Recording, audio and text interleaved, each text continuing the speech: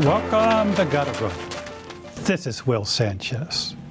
This is a very special episode of Gotta Run. This is my 100th episode that closes out my 5th year at Manhattan Neighborhood Network. There are a few people I need to thank. First and foremost, Gloria Messer, who has directed over 90% of my shows. And Susan Finelli, who has been with me and a longtime technical director. Actually, she's directing today's show as Gloria Messer is recouping at home from a street accident. I am honored that my 100th guest is the return of Oz Pearlman, his second appearance. The last time we talked, I always end my show on your future challenges. Right. And you were talking about you and Michael doing something called the Spartathlon. That's correct. My buddy Michael Arnstein. So it's funny, we're going back several years. You're at episode 100, my friend. Congrats. And the race we were talking about is in Greece. It's an epic run. You run from Athens to Sparta, which is 153 miles. That was not a typo. 153 miles, 246 kilometers. And the real challenge is that you have 36 hours to complete it. So you really don't have a lot of time in there. If you do the math, you have to be running at a pretty decent clip the whole time. And forget about sleeping. You better be running. And to make it more fun, at mile 100, they put a big mountain right in the middle. So you're just going up a mountain for about 7 miles straight. So that first time we did it, unfortunately, did not end successfully. That was, let me think this through, 2011. I made it halfway. My buddy Michael Arnstein, the fruitarian, he made it another 30 or 40 miles further before he conked out and he actually missed the cutoff. But the next year was our glorious return. So I got married that year, and about 2 weeks later, forget the honeymoon, my wife's like, you're going back to do this crazy race? I had to go back. And that was actually the hardest year in history of the race. It was the 30th anniversary running, and it was the lowest percentage of finishers ever. 20% of the people that lined up that day finished. The lowest finishing rate in the history of the race, and that's because of the heat. It was about 97 degrees, and I'm going to say somewhere in the 90% humidity range. It was brutal. And we ended up finishing together, me and my buddy Mike. We were 2 of, I think, 3 American finishers, and the year before, 0 American finishers. The problem with that race is the cutoffs are so strict that you don't have time to gain back. If you have a bad couple of hours, if you get cramps, if you're throwing up, all of which happen to everybody, if late at night you start getting loopy from not sleeping, it's very hard to recover. If you have an hour or 2 of walking, you're done. You're going to miss the cutoffs. It's like a red line that's following behind you. Okay, so you said the second time was even harder because of the heat. Right. Yet you made it. So what were the lessons you learned from the first time? So one thing was just getting my mind around the concept of having to run for up to 36 hours, which is not a concept most people need to get their mind around because that's insane. But what I needed to train on is overnight running. So I had never done sleep deprivation, and I found that some people are really good at making it through a night. I am not one of those people. So I did 2 or 3 training runs that involved me going out at night and running all night, or running and walking. My last big one was I ran from 9 p.m. until the next day at noon, and I think I did about 76 miles. And I went all around Manhattan, Brooklyn, the Bronx. I almost got accosted by a homeless man in Brooklyn at like 3 in the morning. It was, it was a New York evening. You were running by yourself? I got kicked out of Central Park at 1 a.m., which I've been kicked out of many times. The police were like, get out of here, it's past curfew. I actually ran most of it by myself, and then at 4 a.m. I started having company. Oh, you mean the other runners coming in? I had company, a few friends of mine that are actually, they work in finance. Oh, okay, they knew you were doing this. Yep, they joined me. So what I learned for this race, my body does well with 5 to 10 minute naps. A 10-minute nap is almost like it recharges my brain and buys me 2 or 3 hours before I go insane again.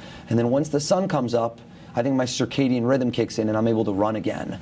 So in 2012, that was the clincher. I think I took 4 naps. There's pictures of us kind of lying, usually either just on the side of the road, just on the rocks during the event itself, and sometimes we would go under cars because it was so hot, and in the sun it was so hot, the asphalt, the whole race is on roads. But how did you handle the aid stations? Do you have to do your own, or were there? There's drop bags, so that's one of the beautiful things about that race. There's about 76 drop bags. And so in my drop bags, I had gels. And people always ask me, what do you eat? What do you think about? I actually ate nothing but gels the entire race. So I ate one 36 gel, hours? 33 hours and 22 Oh, minutes. you did it in 33. And if you do the math, I ate exactly 100 gels. So I ate almost Each 4 one's full 100 boxes calories, of right? gels. Exactly right. And then mostly water. The first half of the day, the first 8 or 9 hours, no ice, nothing cold, just the heat. High 90s, 90% humidity. Well, you make this sound so attractive. I know. Who wants to, are you joining next? No. Why? What's the cachet? Why are we doing this? The cachet is the finish line, my friend. When you get there to the finish, everything else in life, any difficult problem does not rival what you just went through. So it's the satisfaction of achieving the goal, the dream of it. You're recreating an epic run. It's 490 BC, late September. Darius, king of the Persian Empire, disembarks 40,000 soldiers on the beach of Skenia in Attica. Its aim, the capture and destruction of Athens. The Athenians are preparing for the upcoming conflict and are searching for allies. They decide to ask for help from the Spartans, and they send a foot messenger, Phidippides, to Sparta.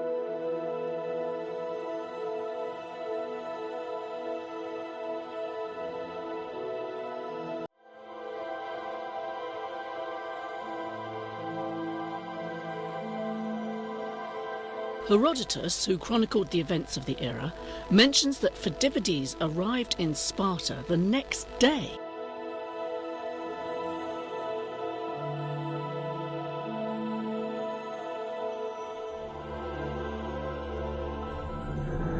Herodotus describes the unprecedented feat like this. Can a man make it through an impassable 246-kilometre mountain path within 2 days? Phidippides knew how critical his mission was. It was a battle with time. The Athenians needed help immediately. The way they do this race is just incredible. The whole town knows about it. When you get into town, there's kids on bikes, there's people in togas following you. Everybody knows about it. People are honking their horns. They have such a culture of embracing athletes, and they just love it. The mayor of the town puts on a lunch. They have a festival where there's like a parade with, I think, 10,000 people that come out to cheer the victor. It's just an epic event. You just have never seen anything like it. And most of the people that start on the finish line are not going to finish. They know it, but they just want to be a part of history. Because it's not about your body at that point. You could train, but the people that finish, there are people in their 60s, 70s. Those people were not more fit than I was. No chance. I mean, I'm running a marathon, probably half the speed they are. Their mental fortitude, their determination to finish was out of this world, and that's really what it takes. It's the physical training is 10%, 90% is wrapping your mind around the goal. Wow. When you did the second go around, yes, and you stopped and you opened up a piece of paper. Yes. What was that about? So the whole story goes that this Phidippides delivered a message to King Leonidas, and where we finished, there's a big statue of King Leonidas there, and that's where they give you water from the river, and it's a whole ceremony. So me and 2 other guys that were running, all of us Americans, I gave them a little pouch, and inside of it I laminated a note, and I said, you don't read this note until you get to the foot of King Leonidas. And so it was a laminated scroll that says, on this day I put my name in it, and for the other guys I wrote their name, am a Spartan. Wow. Well, it's been 4 years. You did it. You with your future goal to do the Spartathlon. Were there any other races that were memorable? Or I guess not to that scale, but almost to that scale. So there was the big one, the one they dubbed the world's toughest foot race, Badwater. Oh, really? So that's a scorcher as well. That one is it's in Death Valley. It's a 135-mile run from the lowest point in the Western Hemisphere, Badwater, to close to the highest point in the contiguous United States. So it's Mount Whitney. And the day I did that race, it was 124 degrees. In the shade. In the shade, that's exactly right. They get the little guns that point at the asphalt, and you see people cracking open eggs to cook eggs because the ground is 180 degrees. Okay. And you did that after? That one I finished. That one I got 6th place as well. I didn't mean to spoil it. Yeah, I finished that one in just over 28 hours. Oh, my goodness. Now, why did you pick that one? And the funniest part of that one was I went out kamikaze, so I led the race. So I ran the race started at 10 a.m. It was already 120 something degrees. I ran the first marathon of that race in a 3:18. So everyone's going, what is this idiot rookie doing? That was actually my plan, because I knew that once we got to the hills at mile 42, I'm cooked. I'm a fast guy, but I'm not good at uphills. And so that race you walk the uphills? Yeah, there's a 17-mile hill. And you walked So think of leaving from here and going up to Yonkers, and it's a hill the whole way. And I'm not as fast at walking. I was walking like I was window shopping on Fifth Avenue. I am not a quick uphill walker. Okay. Which one was the tougher experience? So here's what I would say about that. With Badwater, the heat is unbelievable. It's otherworldly. There's no other way to explain it. You feel like you're inside of a toaster, and at certain points there were winds of 40 miles an hour, sustained winds. So I feel like I'm in a toaster with somebody just opening the toaster door and pointing a dryer right at my face, like a hair dryer at full blast. You can get just soaked in ice water, and 2 miles later when you meet your crew, you are bone dry. Your hair is brittle. So it's just otherworldly, but what the big difference is a crew. So you can constantly get cold drinks. You can get ice. They can dump ice water. There's actually there's a videotape of me doing the race where at mile 50, I'm shivering because they doused me almost like I was a college football coach getting doused with ice water. They just doused me head to toe, ice water. I was freezing for maybe 20 seconds before, boom, you're back to being hot again. Wow. And the crew is very special, not only because, you're going through these tremendous changes of the elements. Crewing at that race is no joke. When I say no joke, it is one of my crew members got heat stroke when I was okay. So they were making fun of him that he was in worse shape than I was from walking with me for 7 miles up a hill, because the crew members don't take care of themselves enough. Okay. It's a long race, 28 hours. Yeah. So yeah, it was very challenging. I think I built upon the experience from Spartathlon, and that made me much stronger going into this one. Plus, it's my strong suit. Well, let's give a shout out to your crew. Name your crew. Michael Arnstein, the fruitarian, one of my buddies. I believe Michael Oliva, who you know as well. Yes, he was a guest. Is a guest, and then a girl named Maria, who you actually don't know. She lives out, I believe, in Wyoming, and she was a good friend of Michael Oliva. They were awesome. But crew members have ended up in the hospital where if your car runs out of air conditioning, and you run out of fluids, you can die out there. It's no joke. Well, I don't think anybody's died because they're pretty good about that. Pretty good about that. I think they changed the course a little bit. There's been some controversy. Big controversy. So I did it the final year. But they still have Badwater. They just changed it. They changed it. Okay. But is it just as tough? I haven't done it since. Oh, okay. So I got that buckle, and I don't know if I'm going back soon. Yeah. All right. That might be a one and done. All right. Well, listen, I may have not mentioned at the beginning, but you're a well-known and respected musician and a mentalist. I am. And you blew us away last time around. I messed with your head a little bit, didn't I know. Should we have some fun today? Yeah, let's have some fun. Let's do it. You got anything up your sleeve today? We have a little something up my sleeve for you, Will. Now, there's something called magic, which everybody knows, magicians. You think things like card tricks, sleight of hand, fancy things like that. And then there's mentalism. And mentalism is kind of a subspecialty. So it's reading people's minds, giving that illusion. I opened up a brand new pack of cards, and I would love to get somebody, we have a studio audience here, just to inspect them, check them out. It's brand new. Make sure they're all here. Give them a mix. I'm going to walk out here. I'm just going to go off. Check those out for me. Who do we have? Is that Todd? That's Todd. Todd, take those cards, grab the box. Just check them out. Make sure they look okay. And let's get somebody else in the mix. We've got some pretty girls. What is your name? Right over here. Tell me your name. Bay. Bay, come on up. Come on Let's up, give her a Bay. round of applause. Let's hear it for Bay. Great to meet you. Bay, I'm going to be standing right next to me for a moment, near the hot seat here with Will Sanchez. Do you happen to have, what do you have on you? Do you have your phone? It's on my seat. Oh, yeah, grab a phone if you have one. And don't do anything with it. Just bring it right with you. She's been texting. Mentalist great, LOL. I'll take it. And I'm looking, and her phone is locked. That's interesting. You have very low battery life. We got to go fast. Have we ever met before? Before I walked in the door today, have I ever met you, spoken to you, anything? Did you know I was going to pick on you right now? No, I thought you were going to pick Patricia. Now, I'm just going to show. This is locked. So what that means, Will, do you see how it's got a code? Yeah. Is it 4 numbers? 4 numbers. You know, can I figure it out? I like how I'm not a stalker. You know, well, why not? Let's just give this a go. Hold out your finger. Your finger, just like you're pointing, almost like a lie detector. I want you to think of the first number. Just think of it. I almost feel as if I can feel a twitch sometimes. Think of it. 1, 2, 3, 4, 5, 6, 7, 8, 9, 0. That was good. That was really good. Think of the next number. 3, 2, 1, No. 4, 5, 6, 7, 8, 9, 0. I'm going to tell you for a fact. You moved left. Your second number is smaller than your first, isn't it? Okay. Think of the third number. 1, 2, 4, 5, 7, 8, 9, 6, 3, 0. Interesting. It's very similar. Let me ask you. So far, there feels like something might be similar. Think of the last number. 3, 6, 9, 0, 8, 5, 2, 1, 4, 7. Can you swear? Absolutely. We have not set this up. I've never met you. Never, ever. That last number was the biggest out of all of them, wasn't it? I just typed in, for her privacy, 3 numbers. I don't know if I'm going to turn this way. And right at this moment, look, right when I tap this in, if we just unlocked her phone. Whoa! We're going to stop Gotta Run with Will Sanchez. I'm taking Bay to her ATM right now. Oh no, I'm going to change my number. She's not going to sleep tonight. She might run all night like I did. Bay, thank you very much. Have a Thank you, seat. How do the cards look? Are the cards okay? Hold on to them. You can hold on. They're all there, though. Todd, the key is, are they all different? And did you shuffle them? Yes. So I couldn't possibly know the order. Well, I don't know. I mean, you just unlocked so much. I know. He's scared. He's like, what don't you know? Everybody out there, you've probably traveled. You've done races all over. You've traveled the world. Everyone think of a trip somewhere you've been on a vacation that was truly exceptional.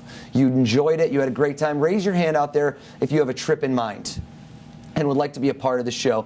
You know, rather than me select, Will, can you point to somebody out in the crowd that you think would be fantastic to come help us for a moment? Sid Howard. The man, the myth, the legend. Now, do you think... Pleasure seeing you, sir. Pleasure Looking so much. Thank Thank he you. looks like he would outrun me at this very moment. Not really. Would Will know anything about this trip? I don't, unless he's a mentalist like you. Right. Will is no. more of a great runner. Here, Right. I want you to jot down the name of somebody that was with you on the trip.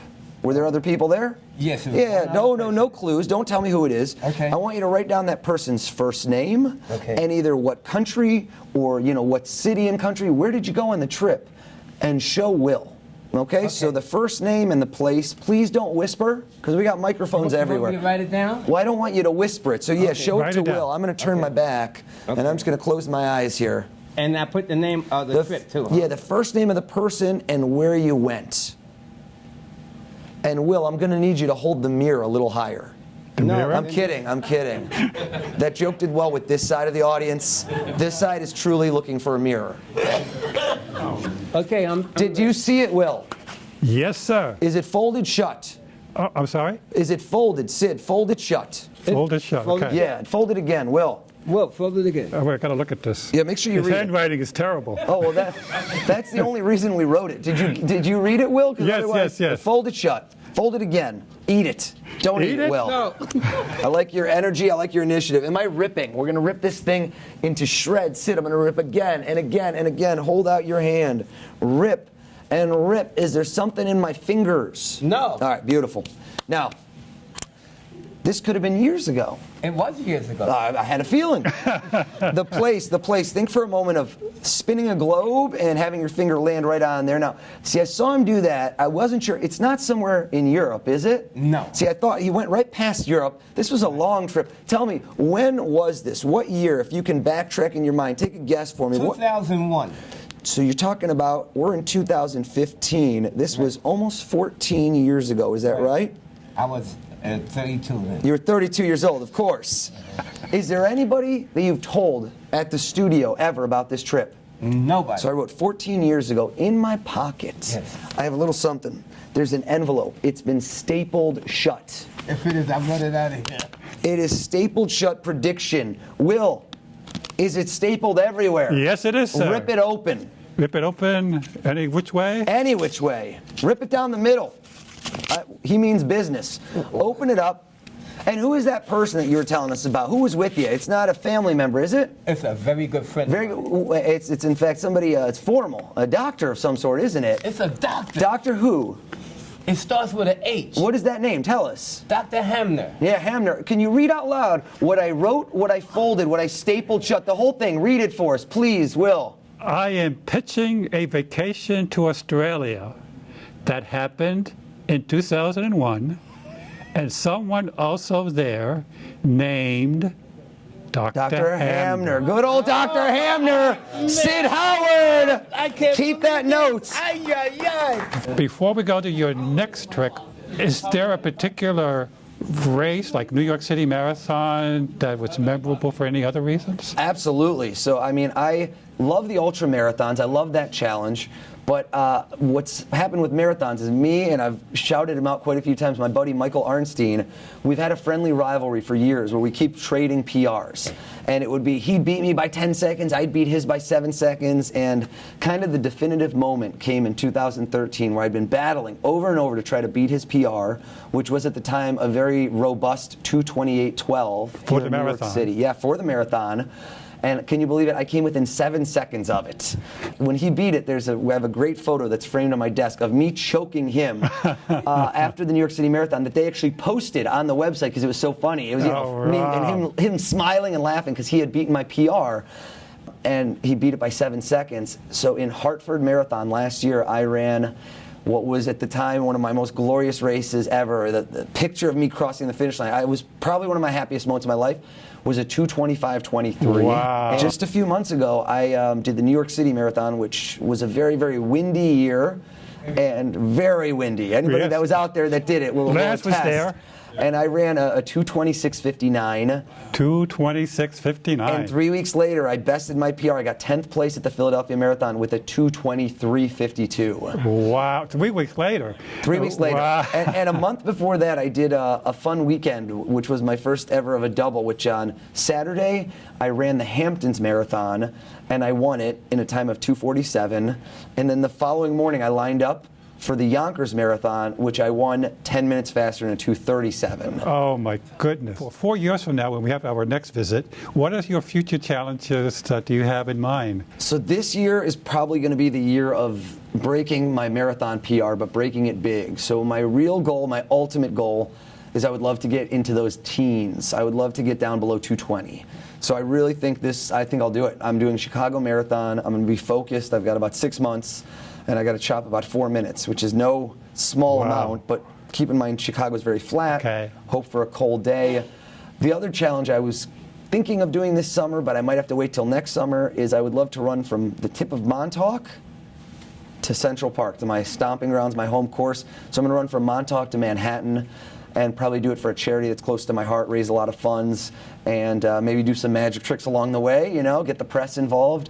But that would be the goal. So instead of, when people, they ride from Montauk to Manhattan, I'm going to run from Montauk to Manhattan. How many miles is that approximately? As the bird flies, I think the expression, I think it's somewhere, you guys can correct me, but I think it's somewhere in the neighborhood of 125, but there's no straight route. So I think it's probably going to be closer to 135. Okay. So, we've done that a couple times. It's All right. Do you have a charity you picked out yet? I have a few. There's a Pediatric Cancer Foundation that I supported in the past, the Ira Sohn Foundation, and I'll probably try and get a few other charities as well. Oh, okay, So multiple charities. the more the Great merrier, idea. right? I want to, the more I can spread Okay. out. There's so many good causes out there. And So this might be the summer of 2015 or 2016. Yes. Me running like an idiot, I might as well do it for a good cause. When I had Kevin Shelter-Smith here, Yes. he was bragging, and I think he may have exaggerated. He says, the three of us did it, and we were all members of the Van Cortlandt Track Club. Were you ever a member of the Van Cortlandt Track Club? So I think I was for 1 year. All righty. Yeah, so he All wasn't right, he lying. had it right. All right, Kevin, I had to check. Yes. It's because So I was Van a Cortlandt Track Club is the only club that has 3 members that have finished the Spartathlon. That's probably true. That is very true. Excellent. Oz, what's your next trick? Will, we got a big finale for you. You kidding? The 100th show. I got to bring it special. Something really good. Earlier, I handed a deck of cards out. Is that Todd? You shuffle those up. Can you just confirm they're shuffled up? You checked them out. Let's do this. Let me grab them. Leave them. Yeah, I'm going to grab them back. Oh, you put them in the box. Even better. Did you shuffle them up? Yes, sir. Did you shuffle these up? Were there any jokers? No, sir. Oh, I didn't think so. Only joker here, me and Will. Here's the plan. I told you a mentalist is all about your thoughts. I'm going to divide the room in half, right down the middle, everybody on this side and everybody on this side. So we got my team east and west. Like we're breaking down Manhattan. The east side is the west side. Everybody on this side of the room, what I want you to imagine is that you're at home, and you know how everybody has a junk drawer. I don't care how nice your house is. Everyone's always got that drawer with junk in it. There's like, there's a coin, you don't know where it came from. There's birthday candles, only 2 of them. There's like a shoelace, and there's always a deck of cards. And I always find there's one random card at the bottom of the drawer you find. It ruins the whole deck. So all of you, it's visualized. You should have a card, and I want you to pluck it and hold it right high like this. Everybody on this side, I want you to hold that card up. You should have, please, I'm not kidding, visualize. You should have a card in your hand right now. Everybody on this side, imagine we're in Manhattan, greatest city on the planet, and you get into a building, and you get in the elevator, and it's a high-rise. It's got 52 stories. And you hit one of the buttons, one of the floors. So right now, all of you, I want you to imagine, this is all in your head, visualize. Let me see some acting. Push one of those buttons from floor 1 to 52. I want you to push one of those buttons. Perfect. I'm going to take these cards. Todd, you shuffle these yourself. I'm going to spread these out on the table. Nice and wide. I want them to see every single one. Over here, I can't mess with Bay again. I already blew her away. Yeah. Right over here, we have a lovely lady who's wearing a hat. Looks like she's about to go for a run. Just stay right there. You don't have to move at all. Just stay right where you are. You don't have to do anything. Right. You have a card in your hand. Now that card, did you tell anyone what it is? No. And you could have changed your mind. Am I right? Could have. That card, you're visualizing it. You seem to like it. You're smiling. I like that she likes it. What card are you visualizing in your hand at this moment? It's invisible, right? Your invisible card. What is that card? Tell us. Out loud is the 8 of diamonds. The 8 of diamonds. Is that the same one you've had all the time?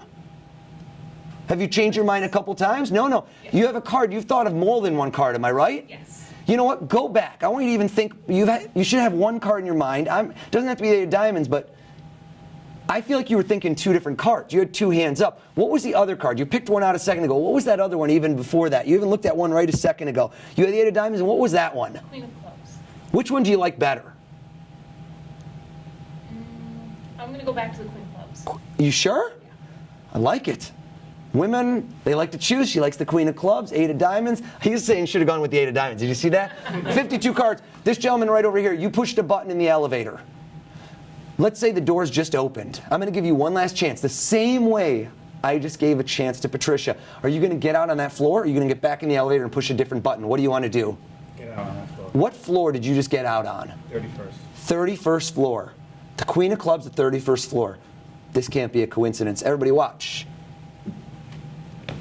I'm going to count very slowly. 1, 2, 3, 4, 5, 6, 7, 8, 9, 10, 11, 12, 13, 14, 15, 16, 17, 18, 19, 20, 21, 22, 23, 24, 25, 26, 27, 28, 29, 30, and 31. Patricia, one more time. What was that card you were thinking of right there? Queen of clubs. And what was that floor you went out on? 31st. The Queen of Clubs right there. Come on that 31st floor. Whoa. Thank you very much. That was wonderful.